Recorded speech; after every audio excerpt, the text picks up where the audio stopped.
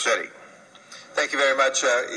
Mr. Walsh is correct, and this is the most important thing that is on today's agenda. It probably won't get much coverage, and it probably won't leave many headlines, but today we will be moving $29.9 million into our reserve fund, colleagues. This was money that we look at each year from this fire hydrant fund, but this is critical because it's coming at a moment when our financial markets, our bondholders, our city employees want to make sure that we are strengthening the reserve fund. I know this will go through today, but I want to point that out. It's a very important thing when people are saying, oh, we're falling behind this much. This is a day which we replenish nearly $30 million into the reserve fund. Again, we know at the end of the year with the bills that are outstanding, it still keeps us, very close to not having much in the reserve fund, and that's why the actions that we're taking is so important. But this certainly puts us squarely towards a stronger reserve fund, towards a stronger system, city, fiscally, and also a way that we can look at that ongoing balance and make sure that not only we can meet our obligations, but that we can bond against that, take out the loans that we need to operate this coming year. So I wanted to make sure that that was highlighted too by the City Council, that this $29.9 million will move forward today into the reserve fund. Thank you. Mr. Alarcon. Mr. Garcetti, so this money was not part of the budget considerations to date. It was part of,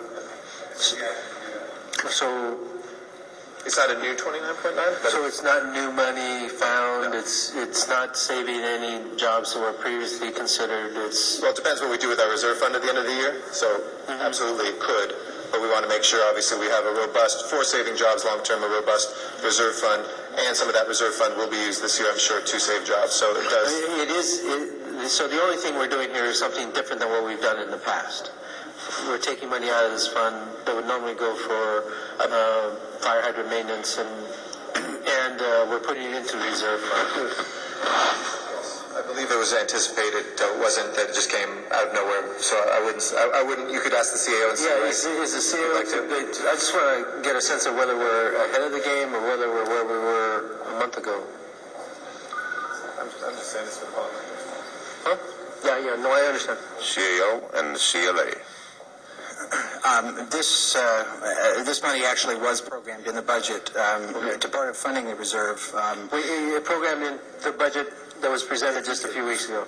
No, this was for the original for this current year fiscal year budget was it more or less than we anticipated, or it's about what we anticipated. Periodically, we've done that in the past, which is cheating the money from the fire hydrant fund into the general fund. So the money had been building up. Okay, thank you. Mr. Koretz. Don't go away yet, Mr. Miller. The question might have even been clarified, but let me ask it again just so I'm sure.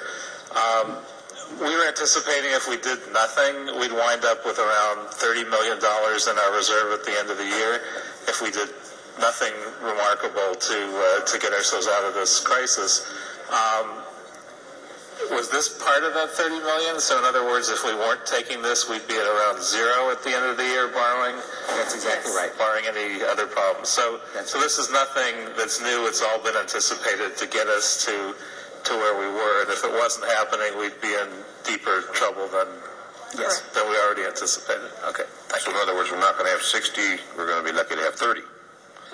Any other questions, colleagues? All right, that matters before us.